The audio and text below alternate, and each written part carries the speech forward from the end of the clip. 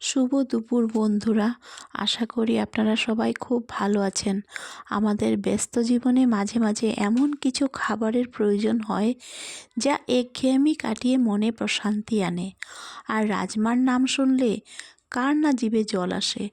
আজ আমি আপনাদের জন্য নিয়ে এসেছি একদম ঘরোয়া স্টাইলে আদা রসুন আর পেঁয়াজের কষানো মশলায় তৈরি স্পেশাল রাজমা মশালা। গরম ভাত কিংবা নরম তুলতুলে রুটির সাথে এর স্বাদ জাস্ট অতুলনীয়। আমি কিভাবে খুব সহজ এবং স্বাদসম্মত উপায়ে এই রাজমা রান্না করি তা দেখতে হলে ভিডিওটি একদম শেষ পর্যন্ত দেখুন। চলুন তাহলে কথা না বাড়িয়ে সরাসরি রান্নাঘরে চলে যাই।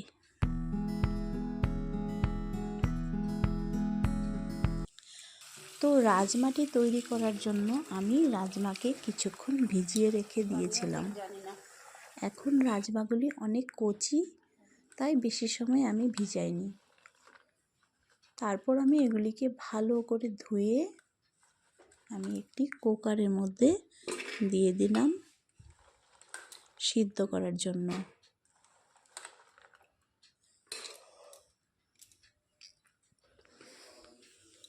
অল্প জল দিয়ে দিলাম,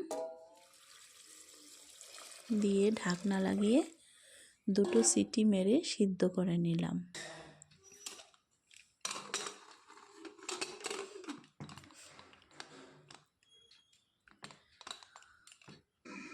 তারপর আমি একটি কড়াই বসিয়ে আগে থেকে কেটে রাখা আলু আমি তেল দিয়ে ভাজা করতে বসিয়ে দিলাম, আর একটু হলুদ আর নুন দিয়ে দিলাম।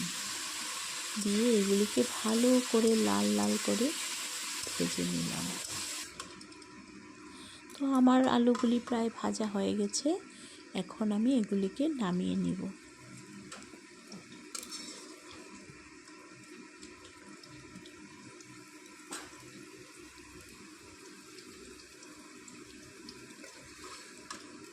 আর আমি কিছু মশলা রেডি করে নিয়েছি, যেখানে হলুদ গুঁড়ো, জিরে গুঁড়ো, গরম মশলার গুঁড়ো, কাশ্মীরি লঙ্কার গুঁড়ো আর একটু নুন জল দিয়ে গুলিয়ে নিব।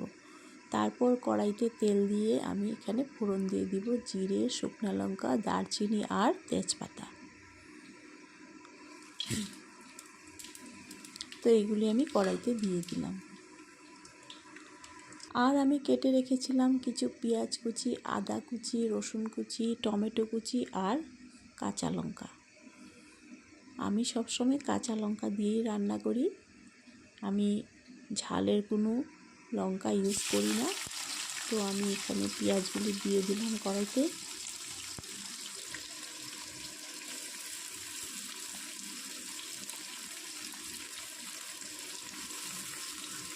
আমার রান্না আপনাদের কেমন লাগে একটু কমেন্টে জানাবেন। আর আপনারা কিভাবে রান্না করেন তাও আমাকে একটু জানাবেন। তারপর সেই কাটা সব কিছু আমি কড়াইতে দিয়ে দিলাম।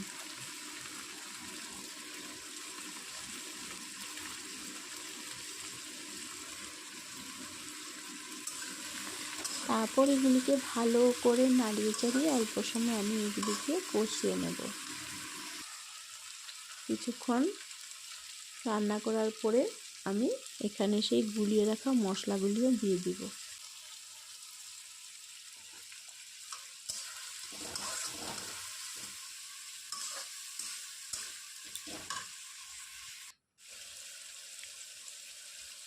যতক্ষণ তেল না বেরিয়ে আসে ততক্ষণ আমি এই মশলাগুলিকে নাড়িয়ে চাড়িয়ে নিয়ে তারপর আমি আলুগুলি এড করে দিব, সেই ভেজে রাখা আলুগুলি। এখন এগুলিকেও একটু ভালো করে কষিয়ে নেব।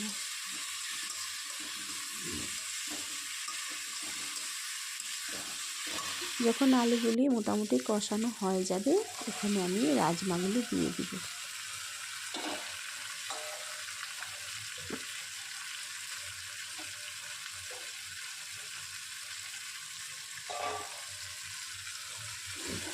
তারপর এগুলিকেও একটু ভালো করে নাড়িয়ে চাড়িয়ে সব মশলাগুলি যাতে লেগে যায় সেভাবে আমি অল্প সময় কষিয়ে নিব। তারপর আমি এখানে গরম জল দিয়ে দিব। রান্নার সময় আমি সব সময় গরম জল ব্যবহার করি। ব্যাস মোটামুটি সব হয়ে গেল। এখন আমি এটাকে অল্প সময় জাল হতে দিয়ে দিব। ভালো করে সিদ্ধ হয়ে গেলে, সিদ্ধ তো করাই আছে, শুধু মশলাগুলো একটু জাল হবে, উতলে আসা পর্যন্ত অপেক্ষা করব।